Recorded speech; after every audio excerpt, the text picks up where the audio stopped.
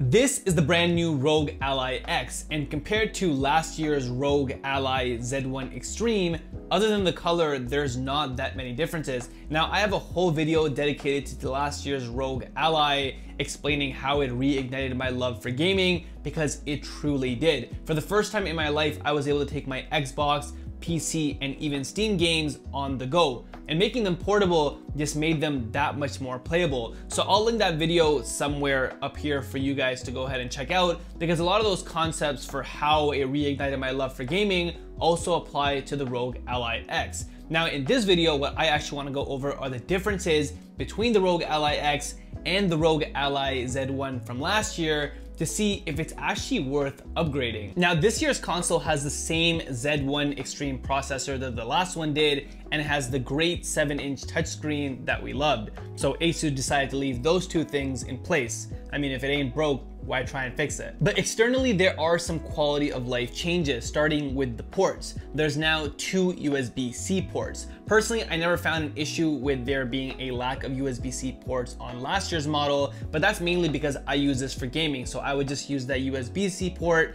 to plug in for power whenever I was running low to charge the device. But there are people out there that use this device for computing purposes. So that extra USB-C slot is definitely gonna come in handy to plug in additional peripherals or external storage devices. Asus has changed the location of the micro SD card on the ROG Ally X compared to where it used to be on the Z1 Extreme, and that's mostly because a lot of people had overheating issues with the micro SD card. Me personally, I didn't really, because I didn't use one because I felt like it had enough storage, but for those of you that did, that will be a welcomed addition. Also, the D-pad on the new one is much better quality than the older one. I feel like the materials are way more premium, and it has much more of a multi-directional purpose. I feel like I can just access more angles on the D-pad, which is really critical when gaming. Now, externally, there are some changes, but you wouldn't be able to notice right off the bat. The ROG Ally X is 4.5 millimeters taller than the Z1 Extreme, but it's also more compact from a length and a width perspective. Now, these differences you're not gonna notice or even see at all. When I pick up the Z1 Extreme,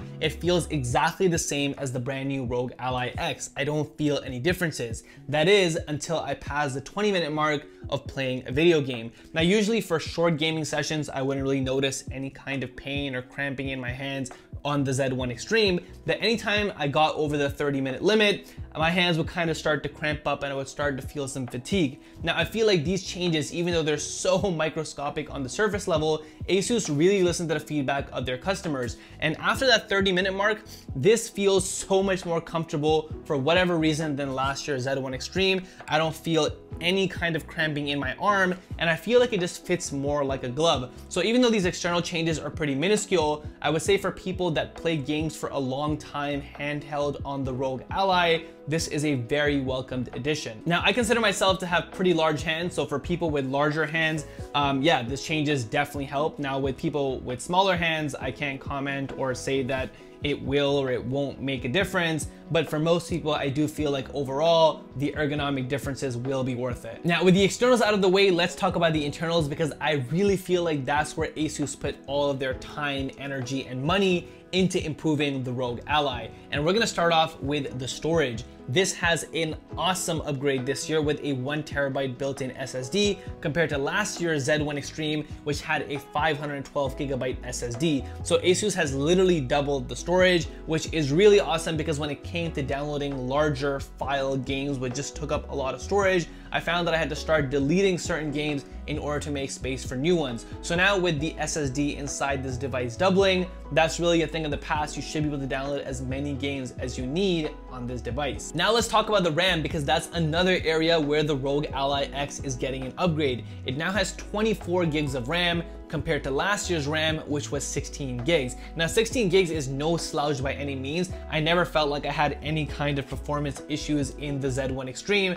where I felt like the RAM was lacking. But this just means that if you were somebody that felt those shortcomings of the Z1 Extreme, on the X you shouldn't have any issues, as 24 gigs of RAM should be more than enough to run any kind of high performance game that you're looking to play on this device for an extended period of time. Now, speaking of performance, there were two major issues with last year's Z1 Extreme, which I feel like Asus has tackled beautifully on this year's ROG Ally X. Those two issues were battery life as well as overheating. Now, whenever I use this device for an extended period of time on the max performance mode, I felt this device get really hot over a 15-20 minute period. These vents would be blazing. Right now, if I even pick up the Z1 Extreme, even though it's in standby mode, I can feel that the vents are hot, whereas the ROG Ally X, which I've had turned on this whole time without any kind of standby, is completely cool. So there's no major heat coming from the vents or dissipating from the vents when you're playing games on the highest performance mode for an extended period of time, which is great because there were a couple of times where I accidentally touched the vent and I was like, damn, this is kind of hot. And if I left my finger here for an extended period of time, I may or may not get injured. So the fact that Asus has really addressed the overheating problem or just the device getting hot in general when playing high performance games is an awesome thing for me. And the second major issue was battery life. You honestly couldn't play high performance games on this for an extended period of time. For example, if you were playing FIFA online, that would probably last around 20 or 30 minutes. So you'd be lucky enough to squeeze in maybe 3 online games. Now that isn't really ideal for a device that's supposed to be handheld, because after those 30 minutes, not only would the device be hot, but it would be running out of battery. So you'd have to plug it in. And at that point, now that you're plugged in, you might as well just buy an actual console like a PlayStation or an Xbox. But in the ROG Ally X, Asus has literally doubled the battery life, which is just incredible. So now in theory, you should be able to play for about an hour online, non-stop, for any kind of high performance game.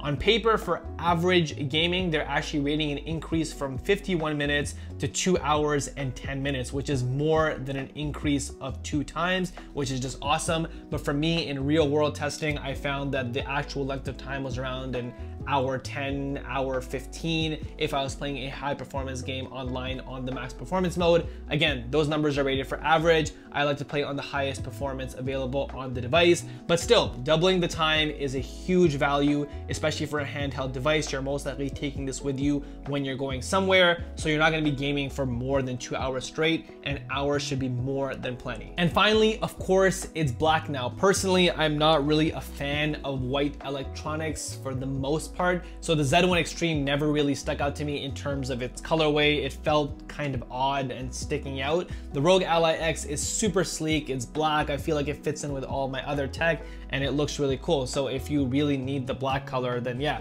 the ROG Ally X is gonna be your only option. Now, last year, the ROG Ally Z1 Extreme was a first generation product, so I didn't really expect much changes this year with the ROG Ally X. When Asus sent me this, I thought that, hey, they're just changing the colors. It wasn't until I actually used it and read the spec sheet that I was like, damn, this thing is a beast. They've literally doubled everything inside of it and made it twice as powerful as last year's model, which is just an incredible upgrade for a second generation product. But it definitely begs the question, should you upgrade? And I don't think the answer is straightforward. I think it really depends what kind of person you are. I think the ROG Ally X is really geared at handheld gamers who want to game for a longer period of time. So if you were someone last year where you constantly found that you were running out of battery, running out of storage, your hands were getting cramped when you're playing for a long period of time, yeah, the ROG Ally X is going to be significantly better. You're going to be able to play more games for longer at a higher performance level without this thing overheating, and you're going to be able to take it with you anywhere because it's a handheld. So if you're a gamer who plays for long periods of time,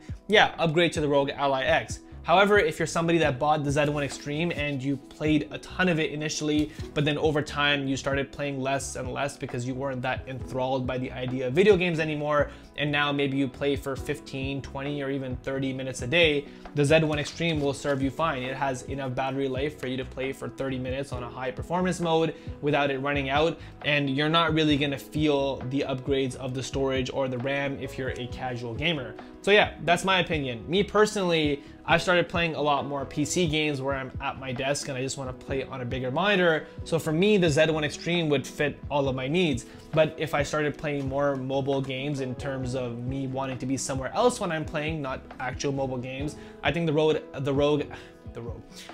Ally X is a perfect improvement over last year's model, and I think it's an upgrade worthy to replace the Z1 Extreme. But yeah, that's it for this video. Hopefully you guys learned something. If you have more questions about the ROG Ally X, definitely drop me a comment below. I will try my best to get to it. But that's it for this video. I'll see you in the next one, and until then, keep creating.